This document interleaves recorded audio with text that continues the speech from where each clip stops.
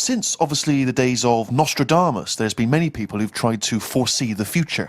Carl, I'm not sure if you're familiar, but there's endless predictions. Apparently there are other planets that may collide with ours. There's some scientific basis on this.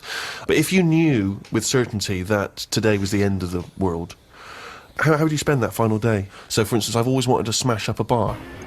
Do you know what I mean? It's strange, but I've always wanted the exhilaration of just smashing all those bottles, like you see in a film. But would you enjoy it as much, knowing that you're going to die in 8 hours? I don't know, I suppose it's the sense of abandon, I mean, maybe I'd murder a person. Wow. Just see, I don't know, but I think I'd probably go mental. Because I've always been a very reserved person, I've never got into a fight, I've never caused a rumpus. Yeah, but that's a worrying thought, because we don't have to have the end of the world for it to be the end of your world, because a lot of people know that they're terminally ill, so they don't go around smashing up bars and killing people. But I suppose I know there'll be no repercussions ultimately, because the next day everyone's gone, so there's not going to be mourning families. But then how dare you deprive that person of his last 8 hours or 10 hours of life? I don't care, because it's the last day on Earth. What would you do? I've always wanted to kick a duck up the arse.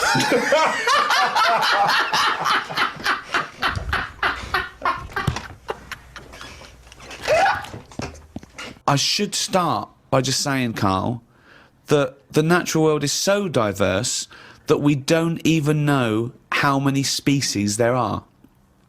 With plants and animals, there could be up to 10 million species.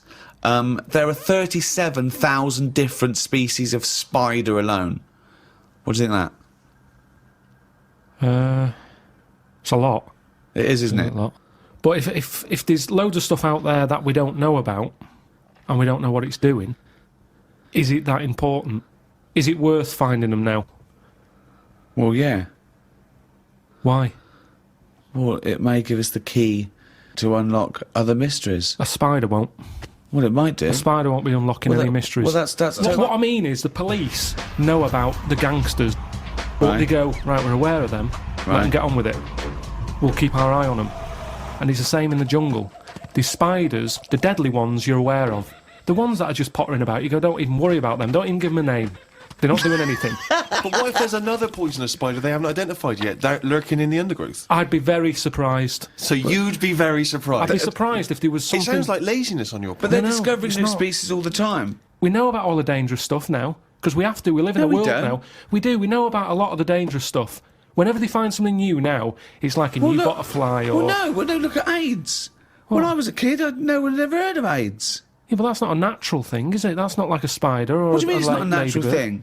It's not a natural thing. It's not something that's... AIDS hasn't been, like, living under the soil for millions of years, going, I'll wait till the 1980s and I'll come out and kill a load of people. No, but it is a natural thing. It's a new thing. It's new. Yeah, but loads of animals are new, aren't they? Evolutionary terms, there's new animals in evolution. I'm sure there's new stuff deep down that's just like, almost like bacteria, sat under the soil, it'll never come to the top. Right? It's like having an old woman who's a neighbour. She never goes out, she doesn't bother you. Let her be. But what if that old neighbour could unlock the secrets to... I don't think she can. Just even to us understanding the complexities of the universe, of the way things have developed and grown. Because we know about it. Well, why would we know about it? Because I never understand, why is it you want to stop researching and studying now? Why is it that you're happy to just draw a line under everything else? What if people had said this back in the 19th century? We've done this. I think it's someone in the 1900s. Had said everything that's going to be invented has been invented. And then look what happened in that century. Yeah, and I've said to you, look at the stuff that is being invented now. The frisbee and stuff like that. It's all stuff that like, you kind of go, it's all right, it's a good idea, but we don't need it. Yeah, but the frisbee wasn't being worked on by the top brains of our generation. That was some novelty toy that some manufacturer made. Yeah, but it's like, look at the fuss we made over that fella who came up with a Dyson vac.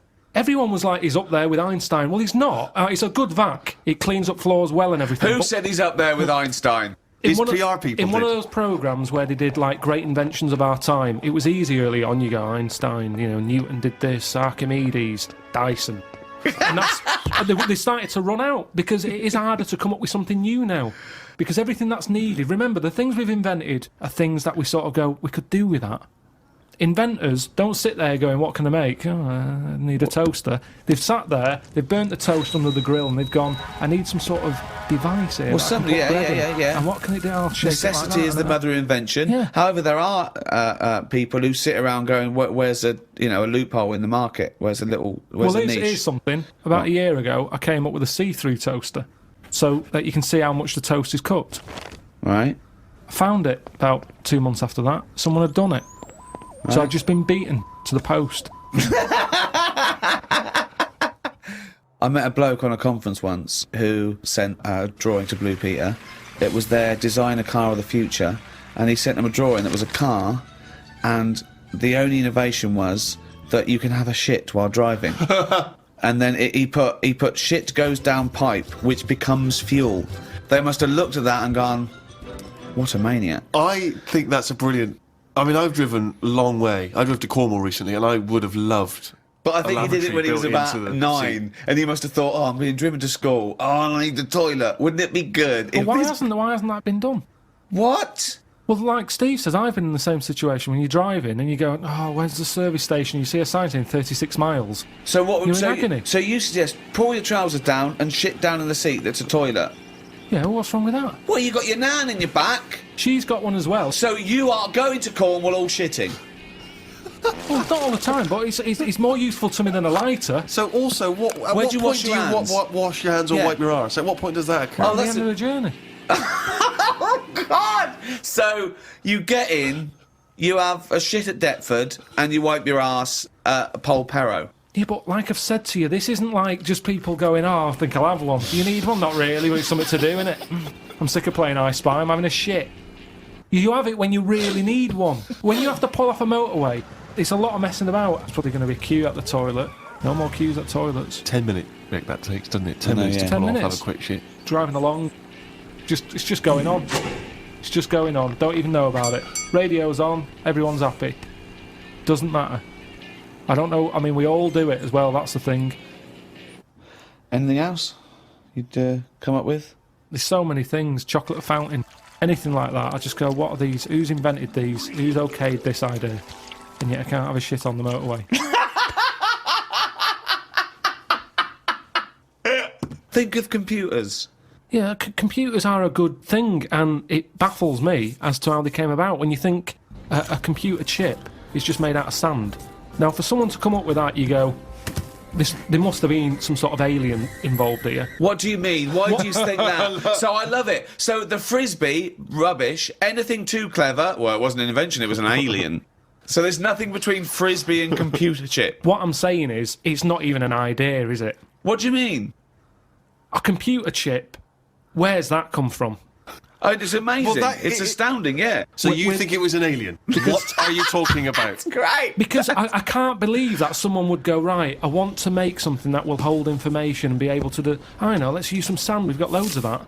You'd go, what, you don't... Well, that's what genius is, though, But isn't Carl, it? there's no alien involved. No, but when I say alien, I don't mean an alien came down here and said, you know, oh, do you want to buy this? There could have been a spaceship crash, right? Right, yeah. And there's all them rumours, isn't there, in that hangar.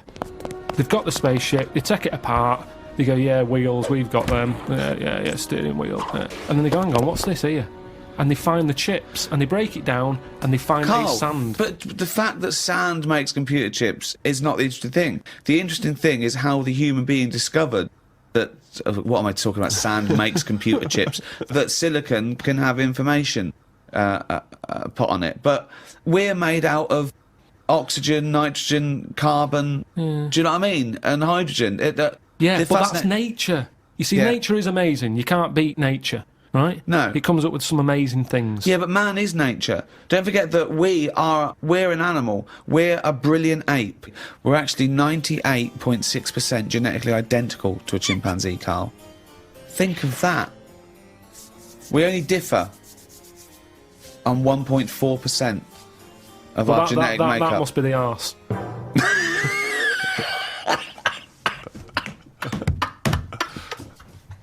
Because that's a lot different.